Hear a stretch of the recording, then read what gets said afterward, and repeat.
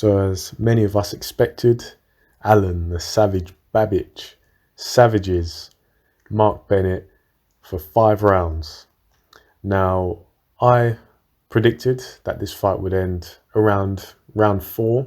I thought that Alen Babić would be able to pin Bennett down against the ropes and just lay into him and force the corner to throw in the towel or get the referee to stop it. So only a round off.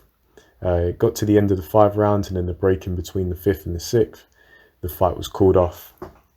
Babić was in control for most of the fight, and that was despite catching some pretty clean punches from Bennett.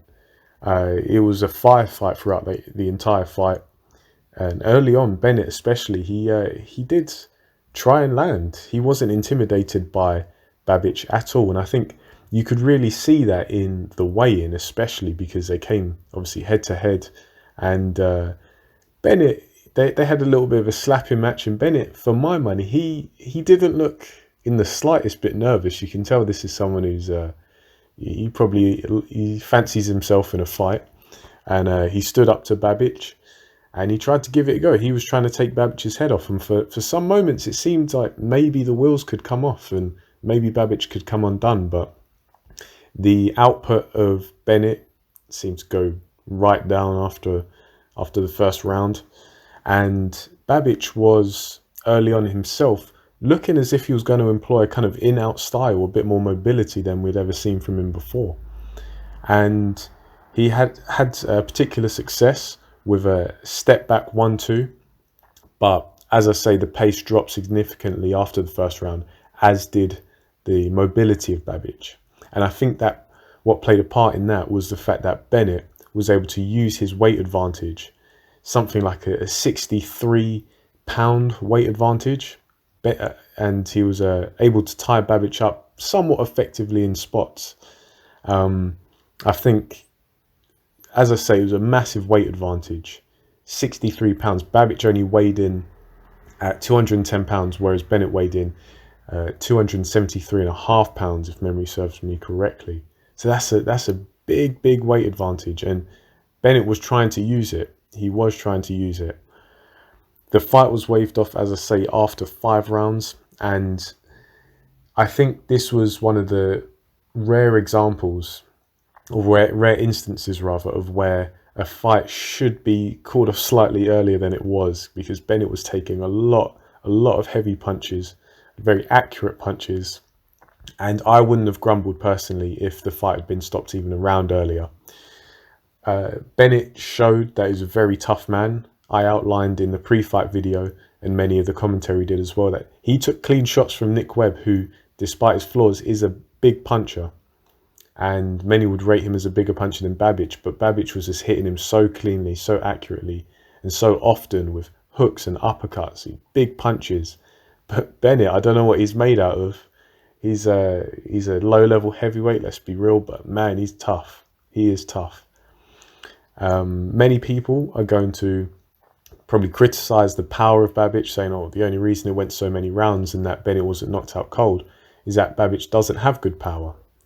But I maintain that Babić does have good power. What I will say, though, is that his technique is inconsistent. When you watch the slow-mo, I mean, you don't have to watch the slow-mo, but when you do it, you can see it a bit clearer. His technique is inconsistent. Sometimes he slaps, sometimes he has a wide arc on his quite wild punches, and sometimes he just doesn't hit the target, his opponent, in the sweet spot of the trajectory of the shot. Also, you have to consider that Bennett was massively heavier. He was much bigger than Babić, and he's able to absorb those shots a little bit better than someone like a Damian Chambers, who was coming up from cruiserweight. And I think that's something that Babić, if he stays at heavyweight, that's going to be something he's going to come up against a lot, is guys who can take his power, because at the bare minimum, they're just so much bigger than him. 210 pounds, that's not very much at all.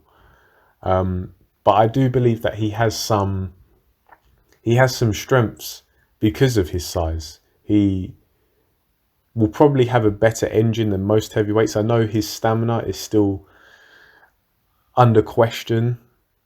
There's still a question mark next to it, but I think as if he becomes more experienced and he learns from his fights, I do believe that we're going to start to see Babić not necessarily tone it down, but just allocate his energy intelligently throughout a round.